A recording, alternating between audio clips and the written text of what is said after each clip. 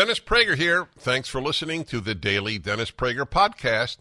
To hear the entire 3 hours of my radio show, commercial-free, every single day, become a member of Pragertopia. You'll also get access to 15 years' worth of archives, as well as the daily show prep. Subscribe at pragertopia.com. Hey, everybody, I got a great story for you. Dennis Prager here. My wife and I had dinner with friends. Bruce Bialowski, who you may read at Town Hall, wonderful writer. He doesn't write for Town Hall? Who does he write for? He has his own website? Yeah, he's not on Town Hall. Forgive me, yes. Yeah. Anyway, look him up. Bruce Bialowski. So he told my wife and me, not my wife and I, because told gets the word me.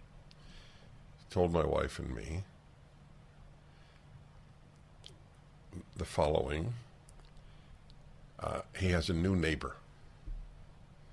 So he went over to say hello and greet him. And, of course, he introduced himself, and the man that introduced himself, I won't say his first name, but gave his first and last name. First name, last name was Prager. Immediately adding, I'm not related to Dennis Prager. Is that awesome? As in, I don't want to be associated? Yes, as in exactly, of course. As in, I don't associate me with him. I want to say, and this is not cute, I feel bad for the guy. I do. It's not the world's most common name. That's so uncommon. It's not, no, it's not the most common. Right. It's not Adams, it's not Smith, it's not Jones, it's not McGuire. Nobody would think that. Most people don't know a Prager. If they know a Prager, they know me. So it had to be one of these great moments for Bruce, and I when he related it, my wife and I cracked up. Yes, there's a lot of luck in life. That goes under that heading. I'm going to tell Bruce, I have an idea. I'm going to tell Bruce that to tell the guy, he didn't tell the guy. He wants good relations with his neighbor. He didn't say he's friends with me. So I'm going to tell him that he could arrange time alone with me. Would he like that? You got to laugh at these things, my friends, because laughter. Remember that book, Laughter is the Best Medicine? Do you remember that? No. Take a look. You know the stuff you recall that you don't know why you recall? I think Norman Cousins wrote it. Was that the name of the book? I know the Norman Cousins book. So take a look. Laughter is the Best Medicine. I mean, it was anatomy. Or maybe it was it the name of the column in Reader's Digest? Yeah. Because wasn't it from Anatomy of an Illness that... Who wrote Anatomy of an Illness? Norman Cousins? Famous book. Yes, Norman Cousins was one of these public intellectuals. He was a liberal, but he was a liberal. He wasn't a leftist. The thing in Reader's Digest was Laughter, really the best medicine. It is. The Reader's Digest was Laughter, really the Laughter, really the best medicine? Yeah, that was his... Okay, so that was pretty close. Yeah. So there was a race in Missouri yesterday. It was election day in many places, and there was an election for the Republican nominee because Roy Blunt is retiring. And it has been a Republican Senate seat in Missouri, and one of the Republicans running for it was Eric Greitens, who was the former governor of Missouri. I have met Eric Greitens, but that's not really important to what I'm about to say. Just full disclosure. and he was railroaded out of the governorship on charges that turned out to largely be false by a corrupt district attorney in St. Louis. And, you know, that's a very rare thing, as we know, corrupt district attorneys. So that hounded him out of office. It had to do with an affair that he had. Most politicians survive an affair. And then more charges very, very recently by his ex-wife, that he had once hit the child, their child, and once hit her, I think. Why these charges were not made until about a week before I think that was when they were made, the primary election, is an open question. The Republican establishment wanted him out, and the Democrats hate him. He has been a truly rising star. He is Navy SEAL, was that what he was? And a Rhodes Scholar. Yeah. It's a rare combination, Navy SEAL and Rhodes Scholar. Conservative, very good-looking, very articulate. And what's upsetting is the ability to manufacture scandals, then report that he has scandals. The Republicans, and including the Wall Street Journal, the Wall Street Journal had a piece on him very recently. Let me see if I could find it. I don't think I can. Oh, wait, there's a chance. I did. Here we go. On July 30th, well, it's a couple of days ago, Wall Street Journal, Eric Greitens tries to win over Missouri's GOP voters after scandals. But what scandals? Reported scandals, alleged scandals. Yeah.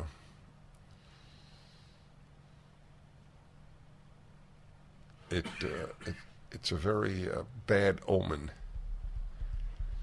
When a person of obvious talents, well, when anybody could be hounded out of office through false allegations. Whenever I read article after article about him and noted, he was accused of. But nothing's ever been established. And I've never found an affair a disqualification for office. One of my books is a book of 44 essays on 44 subjects, Think a Second Time. It's a wonderful introduction to my thoughts on a whole host of subjects. It's called Think a Second Time. One of the essays, one of the 44 essays, is Politicians and Adultery. It's a long time ago that I wrote that it doesn't disqualify you. Didn't disqualify King David in God's eyes, for those of you who are religious. And he didn't just commit adultery. He arranged for the man to be killed, the husband.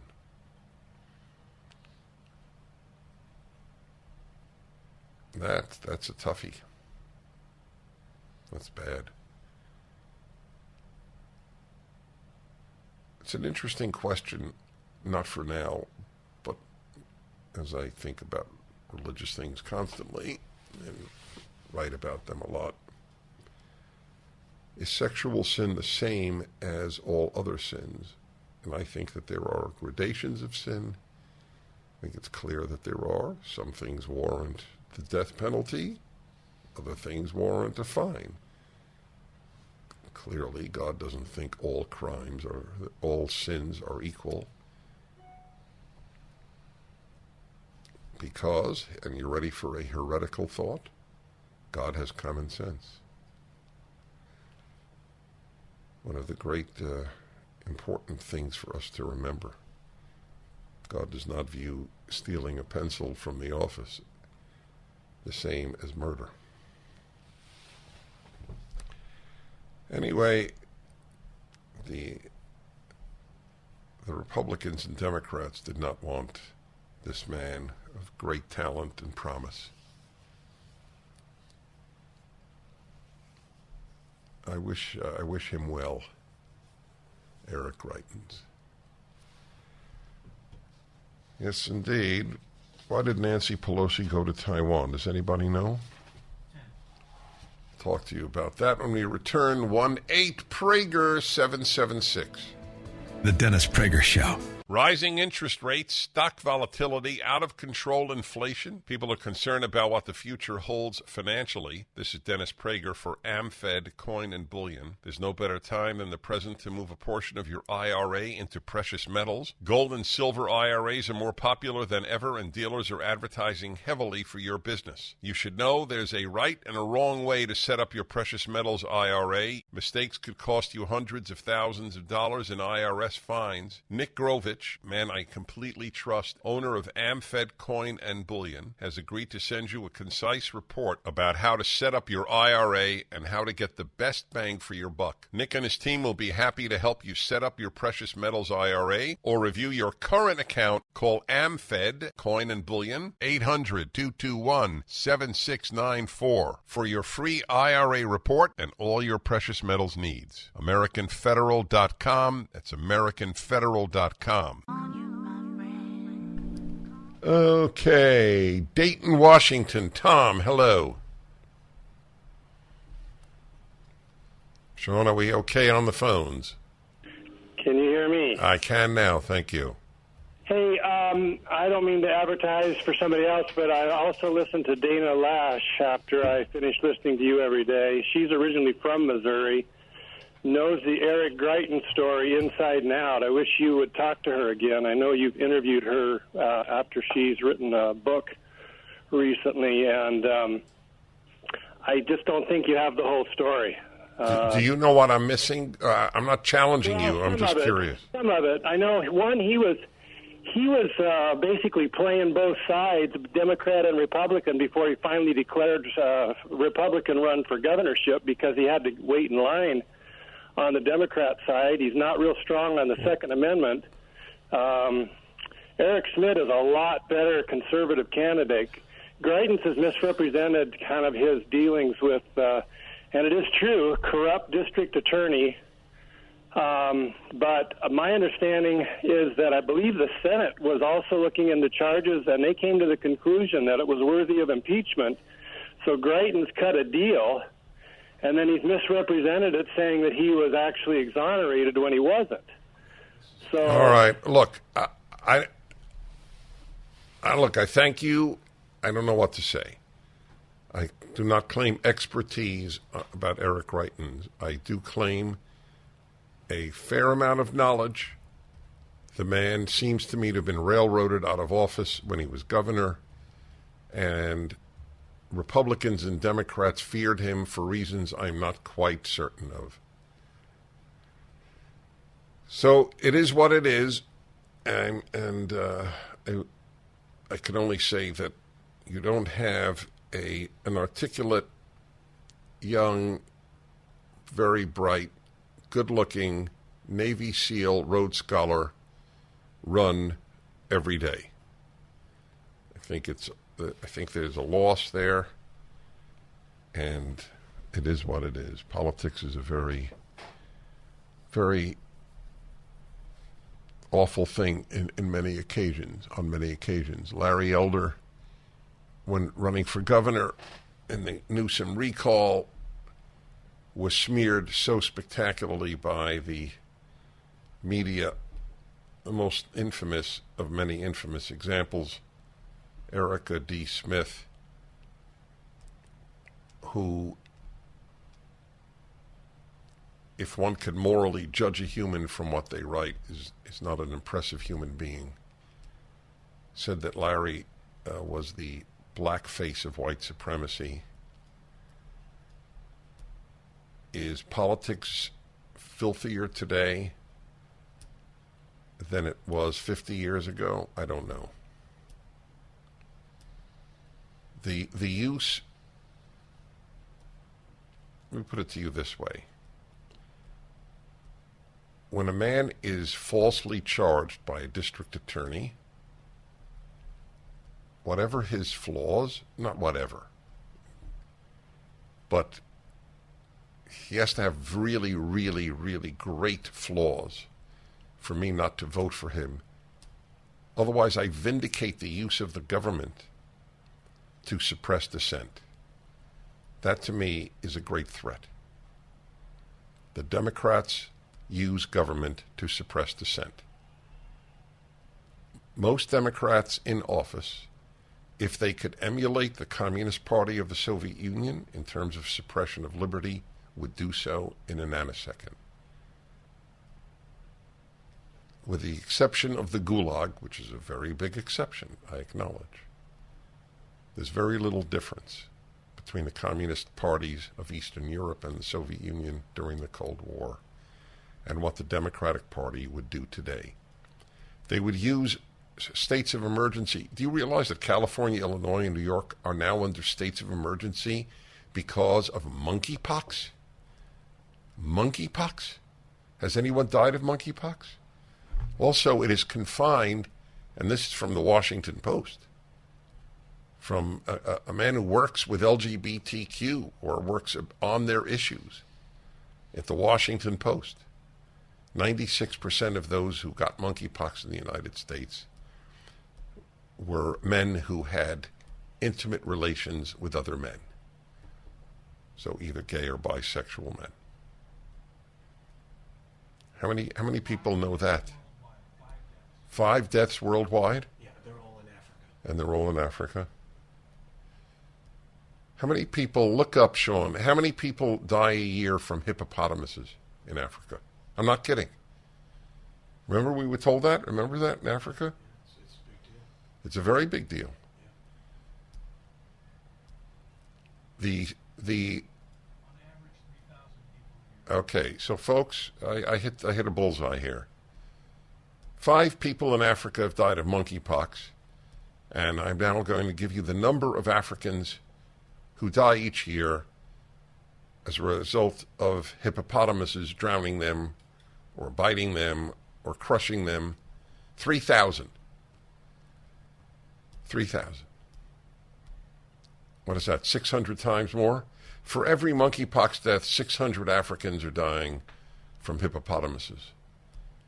I think, by the way, in light of that, I know we don't have hippopotamuses outside of zoos in America, but I think that if Hochul or Newsom or Pritzker were informed of that, they would declare a state of emergency if they could because of hippopotamus deaths.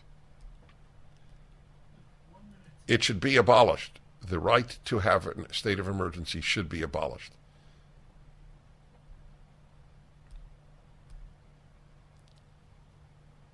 We did not raise a generation to fear a powerful state. That is one of the horrors of our age in America. The increasing belief that the state should be bigger and bigger. Now more billions to IRS. How many agents? 87,000 agents? New agents. Yeah. That'll solve inflation. That'll solve our budgetary problems. It's venal what this government is doing.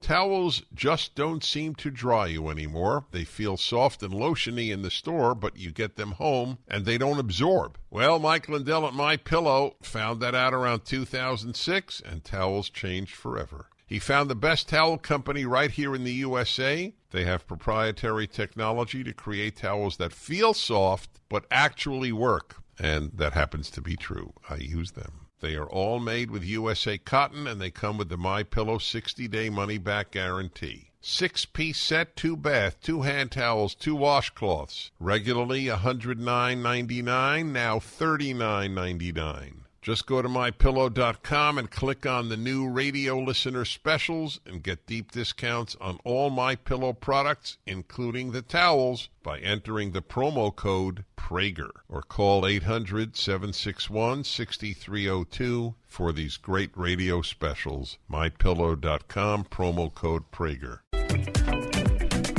everybody has fears, and that is sometimes it is completely appropriate. It's a mechanism that, however, should be governed by our faculty of reason. I do not fear existential extinction of biological life or human life because of climate change, for example. It is one of the great hysterias of our time, and if the press says it enough, the majority of people buy it. I'll tell you, by the way, I'll get back to the fear issue, things that I do fear. A real moment for me, an epiphany moment. Tell me, Mr. Living Martyr, if you have a similar or had a similar reaction. 'Cause it was a piece I think you sent me on lithium batteries, how they're made. Do people know the amount of precious rare earth, that's it, rare earth materials, and that they're located overwhelmingly in China? No. They're not? We have a PragerU video on I know we have a PragerU video on it. So what did you say no to? it. No, people don't know. Oh, no, people don't know. Yeah, people should watch that video. What's it titled? Electric cars, something about electric cars. The amount of energy needed to make them, plus the rare earth metals, plus the slave labor used, plus to be in the grip of China. Why would people want to support this brings me back to the fear issue. The most frightening government in the world is probably the Chinese. Now, in terms of sheer quantity of proportional evil, the North Korean government is the worst. But at this point, no, people don't fear it. The combination of Chinese nationalism, nuclear weapons, hatred of freedom, all tyrannies hate free countries. The existence of a tiny, tiny island called Hong Kong, part of it was not an island, it was a peninsula. The existence of a free Hong Kong, though infinitesimally small geographically and population-wise, was an offense to gigantic China. We don't want any free Chinese people on earth. That is the position of the vile, dangerous, evil. Vile and evil have the same letters. Chinese government. By the way, the existence of freedom is an offense to all leftists. All. There was no exception. If there were an exception, they'd be a liberal. By definition, people left of center who welcome freedom, who are not threatened by it, are liberals. It's the great dividing line between left and liberal. Free speech. The greatest of freedoms.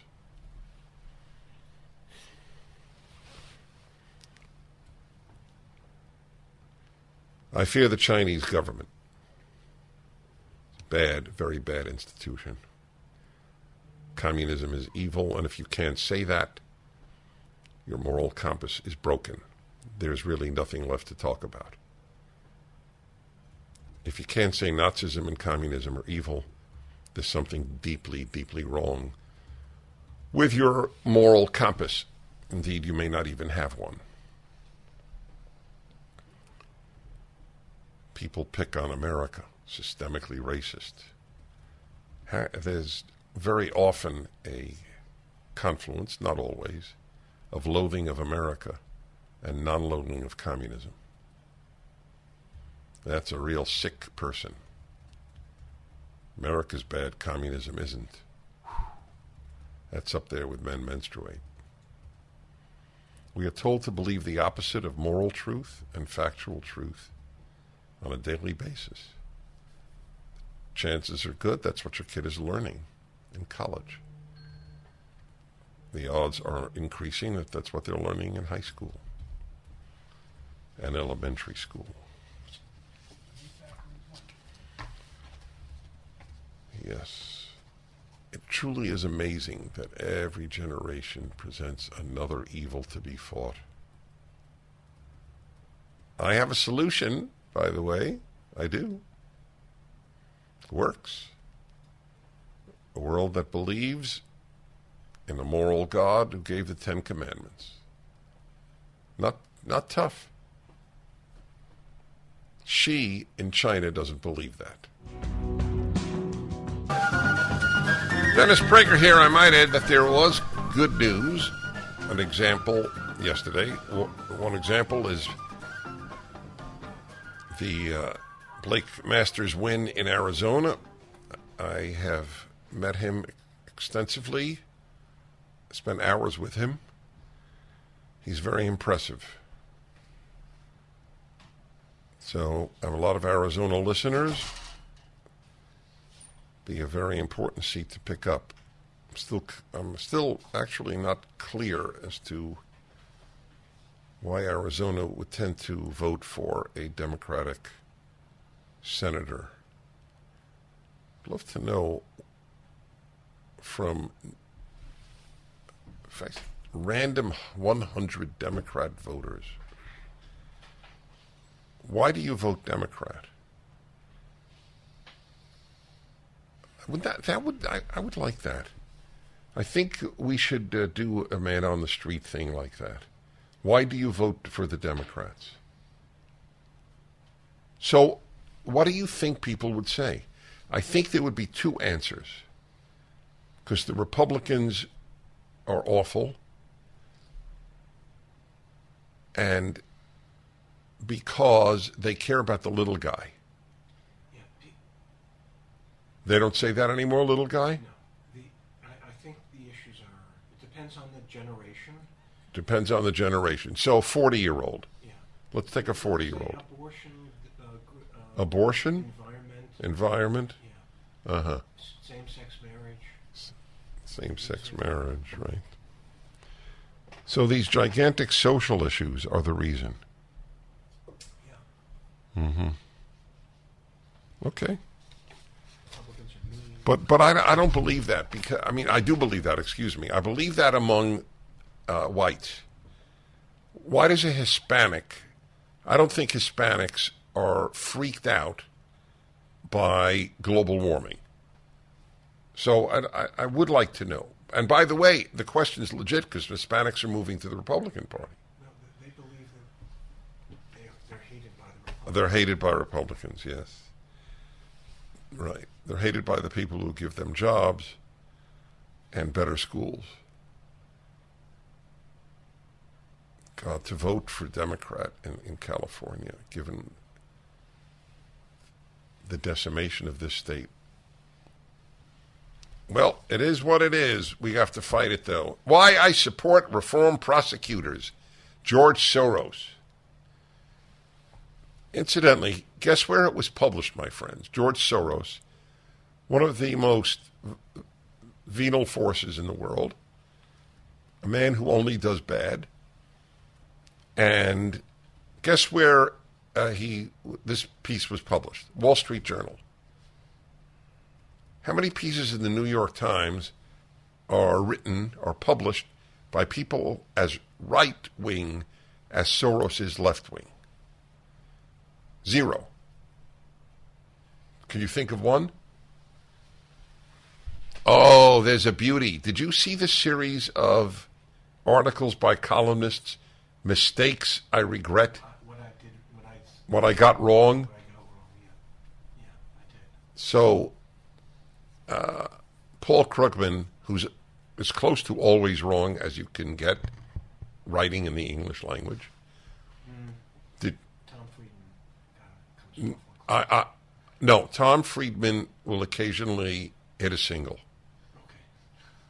Paul Krugman strikes out.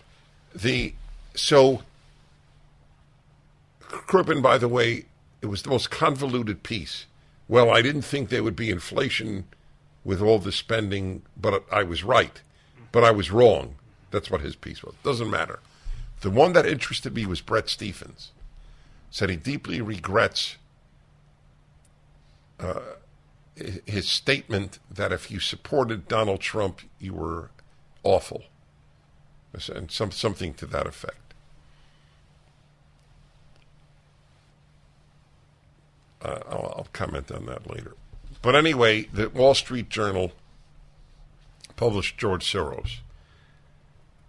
So George Soros has been spending a lot of money to get people who support crime into violent crime, into the district attorney seats, Philadelphia, New York, San Francisco, Los Angeles. I don't know of the others. Maybe there aren't. So I'm going to read to you what he said. We spend $81 billion a year keeping around 2 million people in prisons and jails. We need to invest more in preventing crime with strategies that work, deploying mental health professionals in crisis situations, investing in youth job programs, and creating opportunities for education behind bars. This reduces the likelihood that those prisoners will commit new crimes after release. When I read this piece for the first time in decades of observing George Soros, I actually thought if he wrote it, he's not bright. I've always thought he was bright, just evil. But if he wrote this, he's not bright. It's a series of non sequiturs. Let's go through this. We need to invest more in preventing crime. But the end of the sentence, 2 sentences later, reduces the likelihood that those prisoners will commit new crimes. What is it? Wait a minute. We're not talking about prisoners committing new crimes. We're talking about people committing crimes and not being jailed. The subject is different. And anyway, let's go through the what he thinks is more important than police.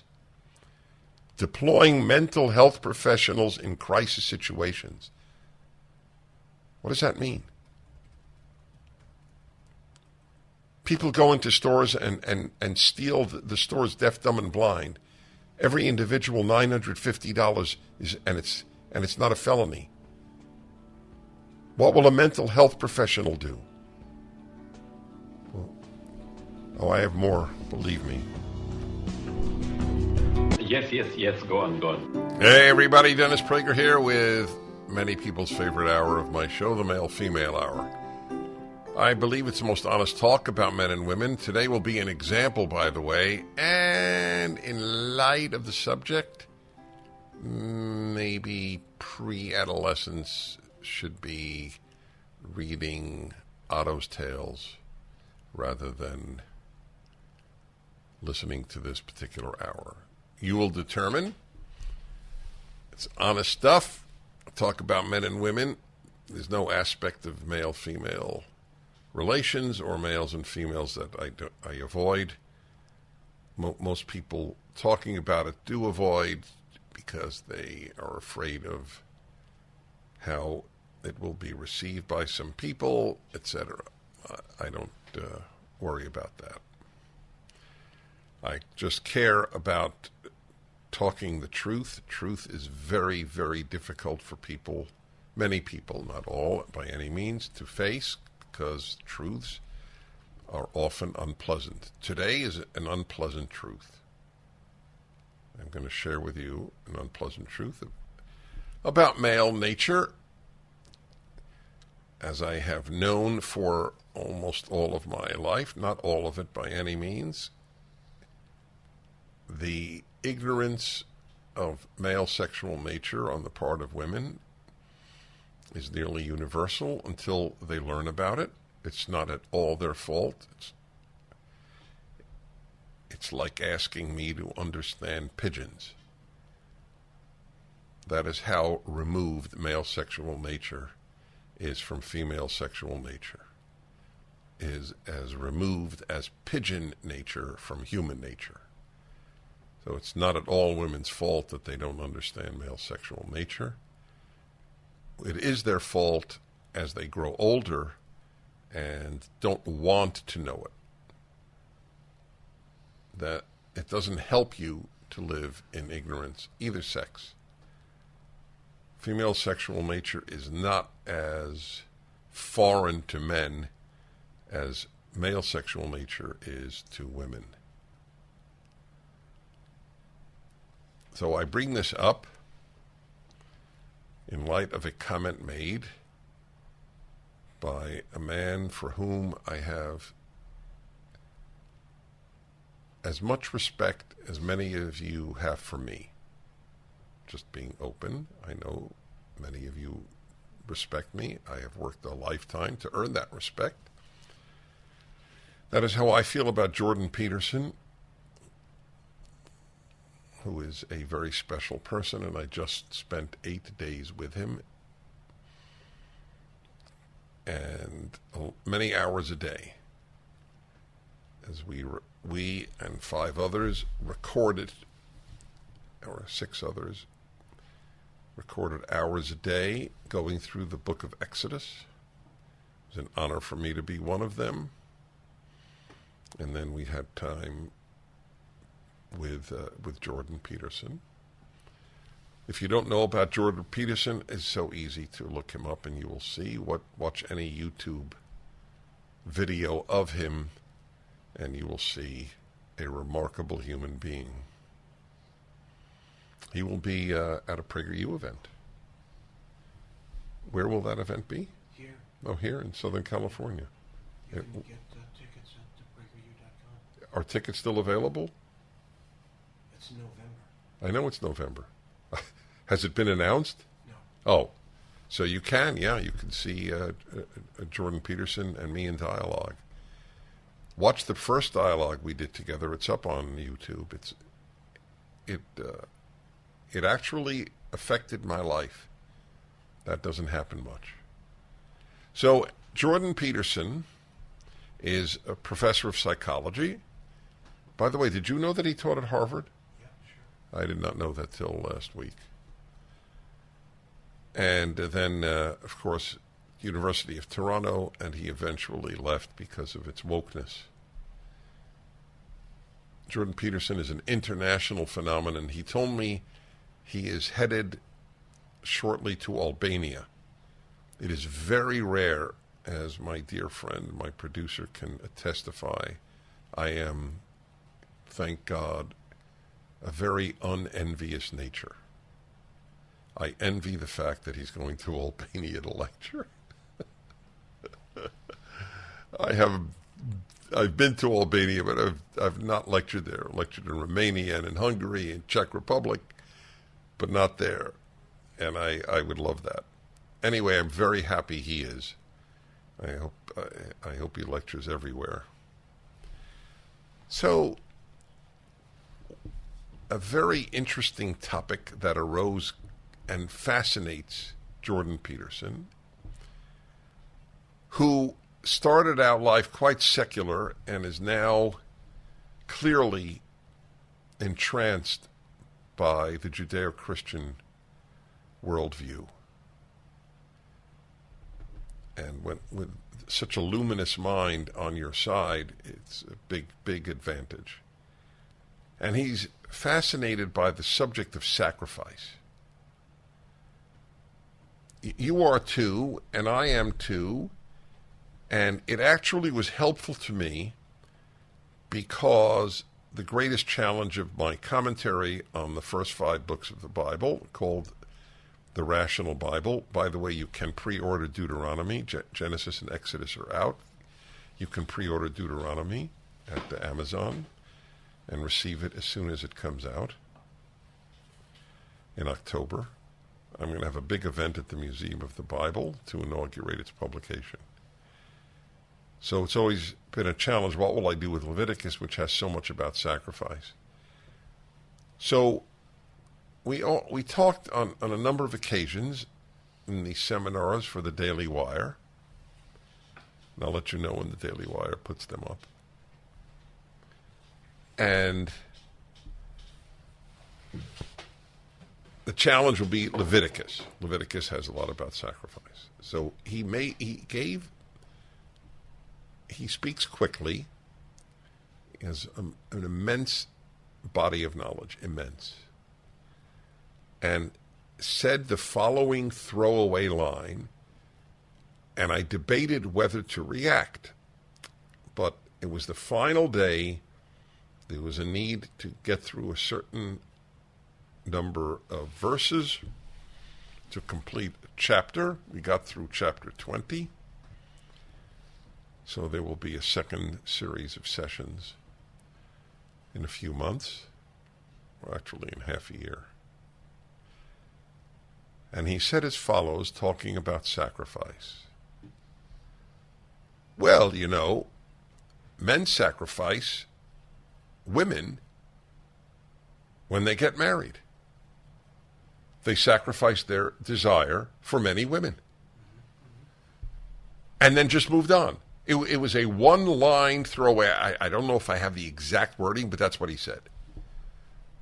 Sacrifice themselves. They sacrifice themselves. They sacrifice their desire for more women when they are faithful husbands.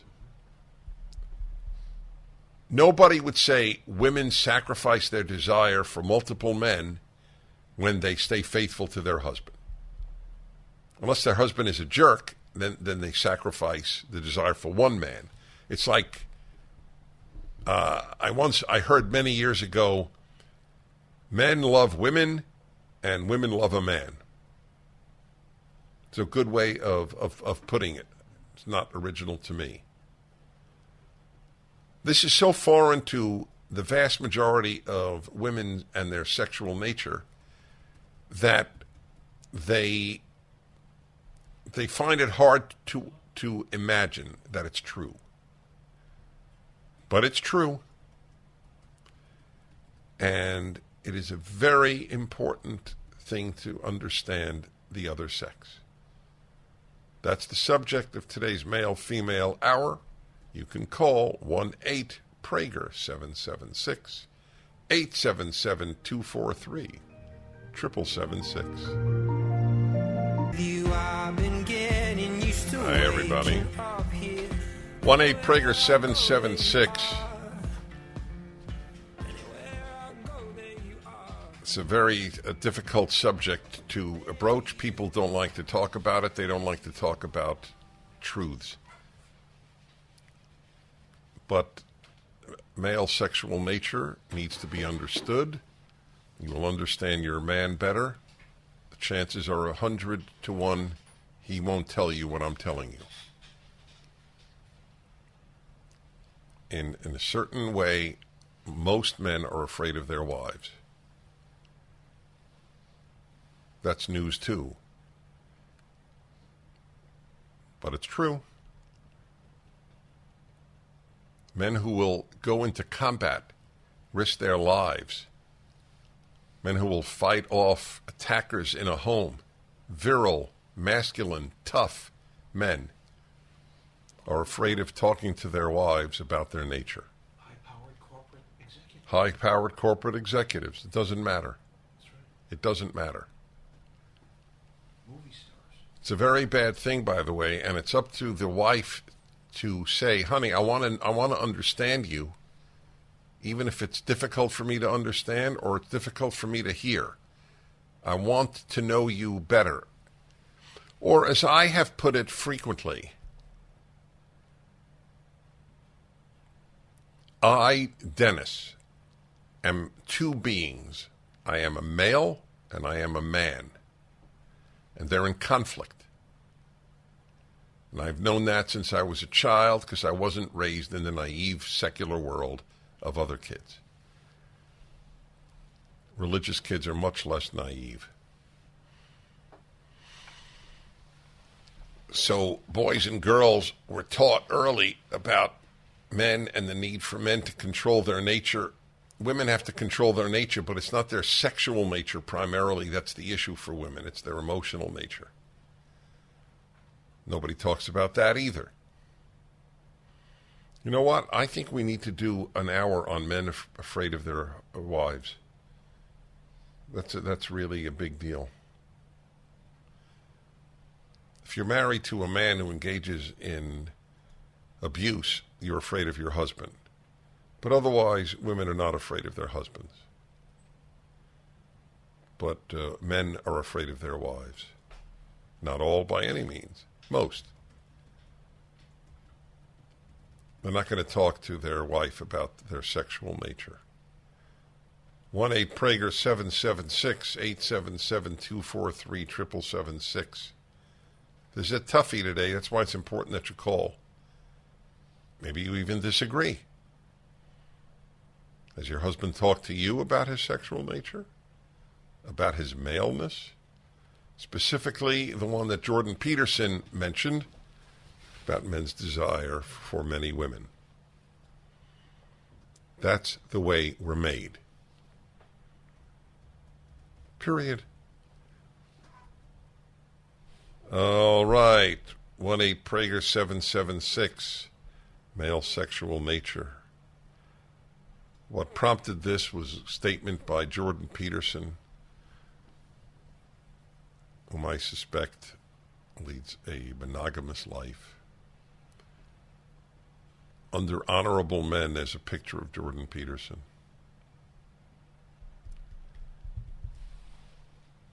What I am talking to you about is not to excuse infidelity on the part of a man.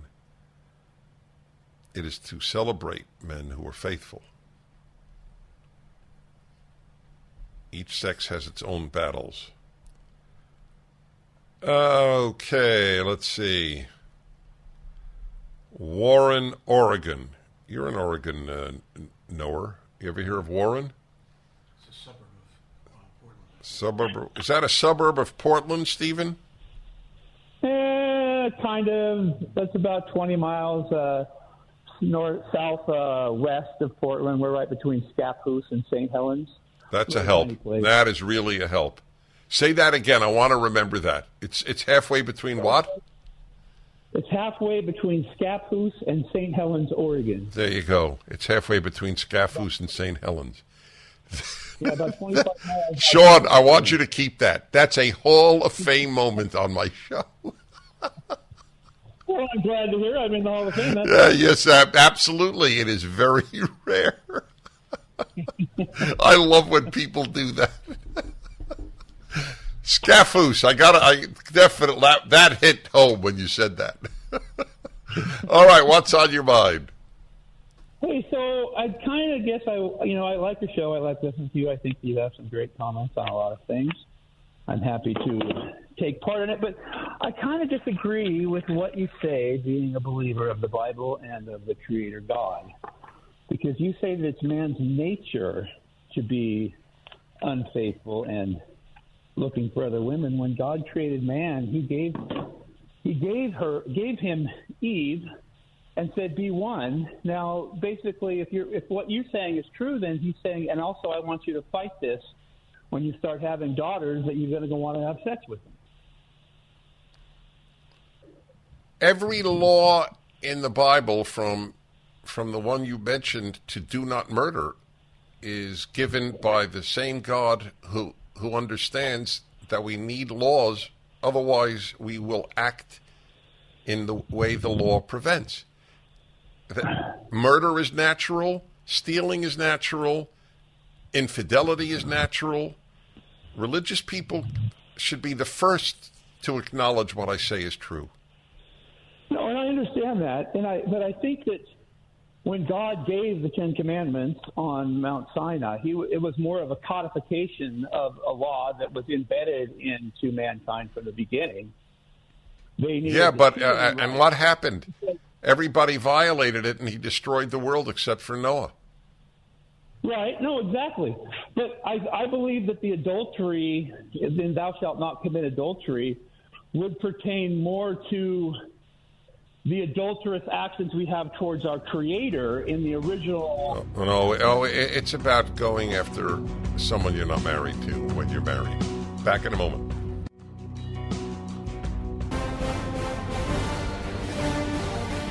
Hi, everybody. Welcome back, or welcome to the Dennis Prager Show.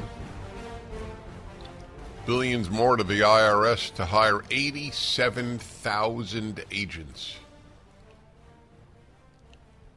There's a very good chance that any of you in the middle class will be contacted by the IRS, and it won't be like it was often in the past, where they would look at your stuff and absolve you. That happened to me. I was audited many years ago. I was audited twice, I think. And there was no, it was just left. I don't know, was exonerated. I don't know what the word is. Anyway, they didn't find anything problematic. But I think that now, to justify their being hired, 87,000 people are not going to be the let me find out the truth types as much as let me find out what you did wrong, which is unbelievably easy to do. Well, you had that lunch. Can you prove you talked business at that lunch? Who was the lunch with? Like you remember. I don't think they're going after or after Jeff Bezos.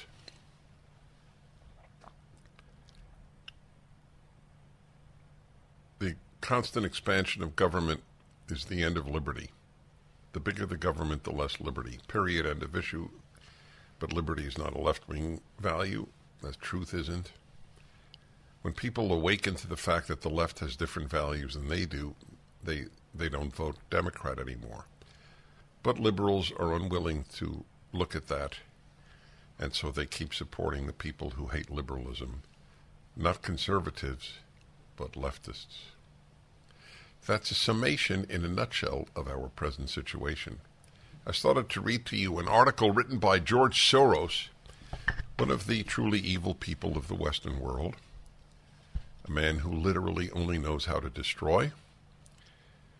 And he's a big friend, of course, of the World Economic Forum, which I read to you the other day, now advocates that we don't own cars, that we share cars, because it uses a lot of metal, as they all fly to their conferences in private planes.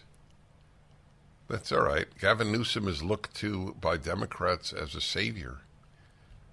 The man with his mask mandates in California and then goes to a restaurant and doesn't wear a mask. It's not that he's a hypocrite. It's hypocrisy is somewhat of a endemic to the human condition. This is beyond that. It is contempt for the public. My rules don't apply to me; they apply to you. It also shows that in the deepest recesses of their minds, they didn't believe the lies they told you about masks being effective. Before I get back to Soros, let me talk to you about a little more about masks. I hate these masks. I don't dislike them. I hate them. The price paid. I sat next to a woman. I flew back from Miami on Sunday night. Miami, Los Angeles is about 5 hours. And the woman, to the best of my ability to ascertain, I would say was about 25 years old. I always say a few words to the person I sit next to. It just makes the flight pleasanter that two humans have interrelated for some moments. We said nothing to each other. Nothing. I don't talk to masked people because I'm not talking to a person. And neither are you. I bet you that there is much less talk. It's a very simple thing. I wish somebody would make a serious study on this. How much do unmasked people talk on an airplane? And how much does a masked and an unmasked person talk? I have nothing to say to you if you wear a mask because I don't see you. That's the human condition. We talk to people we can see unless we're blind. And I don't know how often blind people strike up conversations with strangers. I don't know. Though I have a lot of blind listeners because This is the auditory, and they can hear.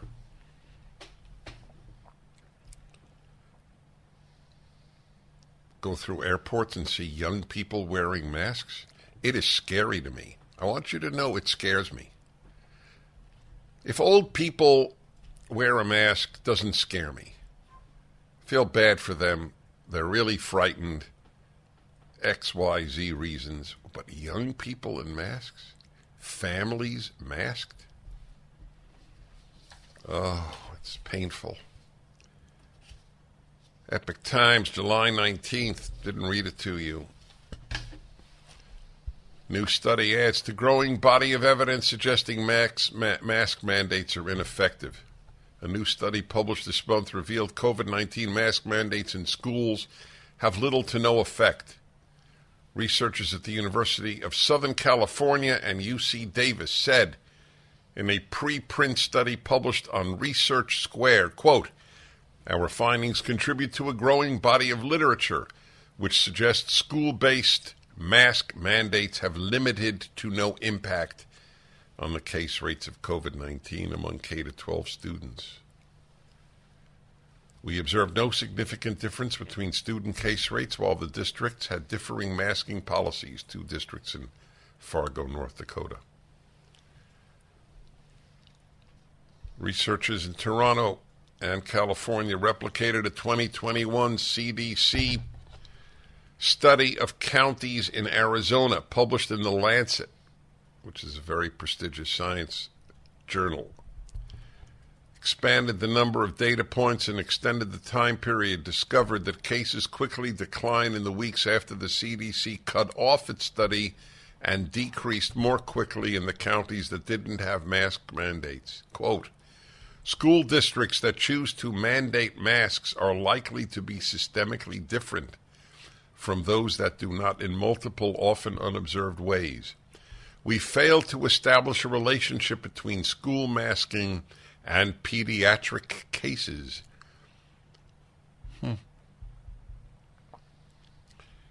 It was known long before COVID-19 that face masks don't do anything. Former Pfizer VP Michael Yeadon, a toxicologist and allergy research specialist, told the Epic Times in May.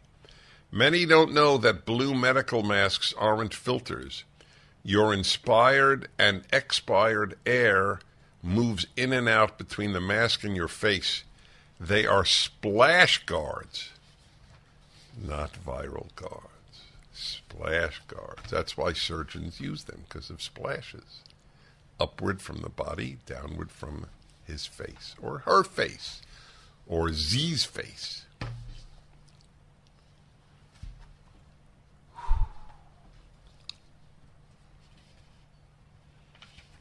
Yeah. Now, it's an interesting question. If I were to tweet that out, I don't tweet almost ever, I think, unfortunately, but it is what it is. If I were to tweet that out, I wonder if it would be removed as misinformation, even though you're citing studies. Yes. You want to talk to somebody wearing a mask? I don't. Let's get back to George Soros' piece defending his funding of prosecutors who hurt society. George Soros is one of the few people in our country who can say that he has directly led to murders. Very few people can say that. George Soros has increased murders and rapes and burglaries in America. How many people can say that? Very few. Yeah. If he wrote this piece and it wasn't an assistant, there's an added problem. The whole thing's an intellectual fraud. I read to you, it's word salad. It's jumbled words. His defense of his policy. I also noted that the Wall Street Journal published it. When has the New York Times published someone as far right as Soros is far left? I can't think of a single instance. Remember, they published Senator Tom Cotton, and they fired the head of the editorial page for doing so.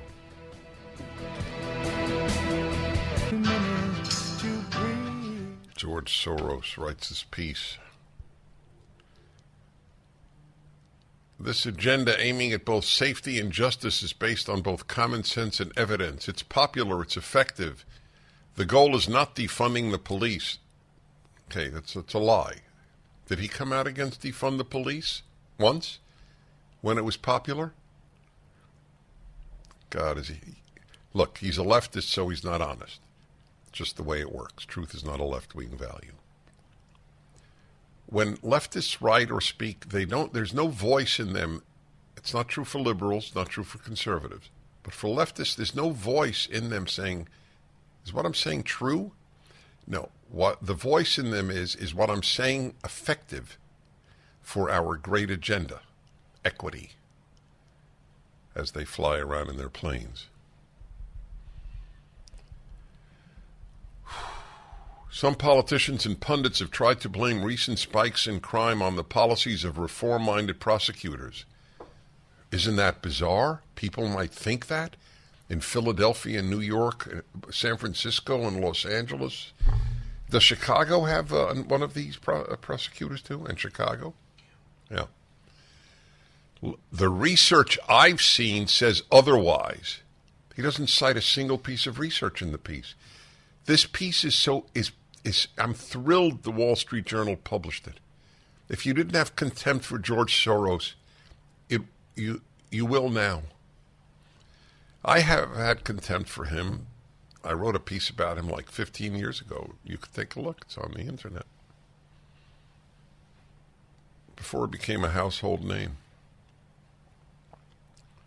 Now I realize he's not only venal, he's dishonest. And maybe not too bright. If he wrote this, he's not too bright. The most rigorous academic study analyzing data across 35 jurisdictions, I don't know what that is, shows no connection between the election of reform-minded prosecutors and local crime rates. Is that great?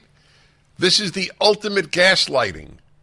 You think that not prosecuting people who steal $950 worth or letting them out after they have shot somebody, letting them out on no bail or minimal bail, you think that's related to increased crime? Oh, my God, what's wrong with you? No connection between the election of reform-minded prosecutors and local crime rates. In fact, violent crime in recent years has generally been increasing more quickly in jurisdictions without reform-minded prosecutors. Really? He doesn't give one example. Really? Yeah, I want you to know, you in Bismarck, North Dakota, you don't have a Soros DA? You don't have a Soros prosecutor? You've got really skyrocketing crime. Now, I love this line. Murder rates have been rising fastest in some Republican states led by tough-on-crime politicians. That's such a dishonest line of the left. They do the state. Because a lot of Republican states, their giant cities are run by Democrats. Tell me Republican-run cities where murder rates are increasing, Soros. Serious scholars researching causes behind the recent increases in crime have pointed to other factors, a disturbing rise in mental illness among young people due to the isolation imposed by COVID lockdowns. That I agree with. Did he ever speak against lockdowns while they were happening? This is typical leftists. They condemn when it's okay to, not while it's happening. A pullback in policing in the wake of public criminal justice reform protests. Oh, a pullback in policing. Oh, George Soros is for more policing? That's interesting. Why doesn't he give some funds to the police unions or the police departments?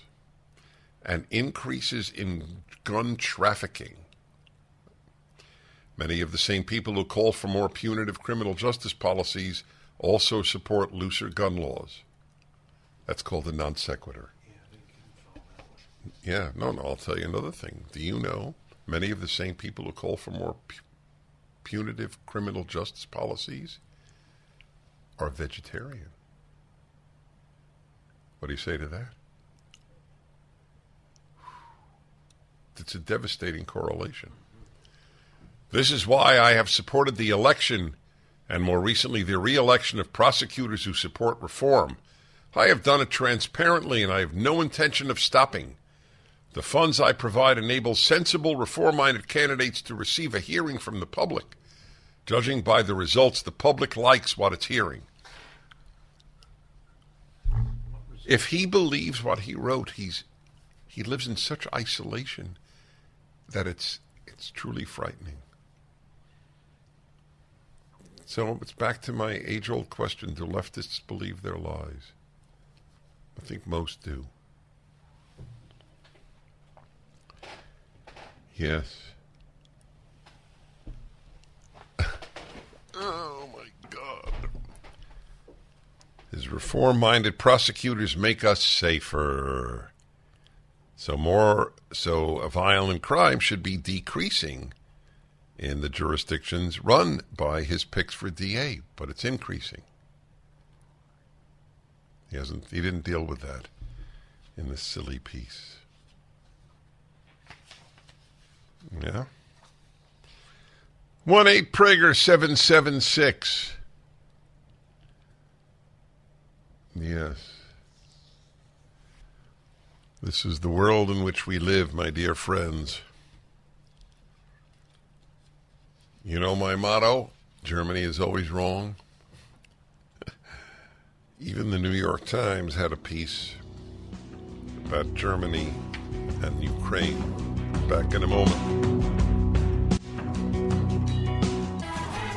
Vince Scully passed away.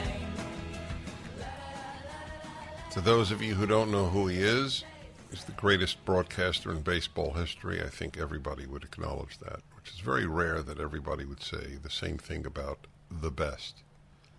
Not the only great, but the best. Vince Scully's career spanned, half a century at least. Broadcasting every day. It was an astonishing feat. Began with the Brooklyn Dodgers and ended, of course, with the Los Angeles Dodgers. He broadcast for 67 years. Same voice, too, by the way. You hear the voice, you immediately knew it was Vince Scully. It's not Vince, by the way. It's Vin, V-I-N. Scully, S-C-U-L-L-Y. So here's a thought about Vince Scully in America. In no order of importance, when I would hear Vince Scully, I had an inner peace take over. I was entering a wholesome place. I was entering a completely depoliticized place, which is the point of sports, until the left ruined that, because the left ruins everything it touches. It is a destruction machine. It is nothing more than that. Vince Scully embodied the best of what sports can do. Unite people. Nobody gave a damn at the ballpark who you voted for, what your race was. That all changed in the last few years as the left has ruined everything in sports. Putting BLM on the pitcher's mound. A hate group. It's nothing more than a fraudulent hate group. But they're cowards who run baseball, just like there are cowards who run colleges. Vince Scully, does anybody know his politics? Do you know his politics? Nope. Vince Scully had a holy mission, and that was to bring people together to enjoy a baseball game. That was his holy mission. It's not how sports writers think today. Their holy mission is to change the name of the Cleveland Indians to the Cleveland Guardians. An act of unbelievable stupidity. Attendance is way down. It should be 0. Rest in peace, Vince Scully. You were an American treasure. A unique one at that.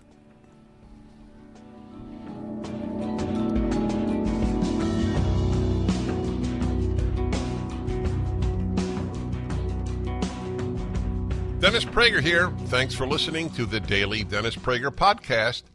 To hear the entire 3 hours of my radio show, commercial-free, every single day, become a member of Pragertopia. You'll also get access to 15 years' worth of archives, as well as the daily show prep. Subscribe at pragertopia.com.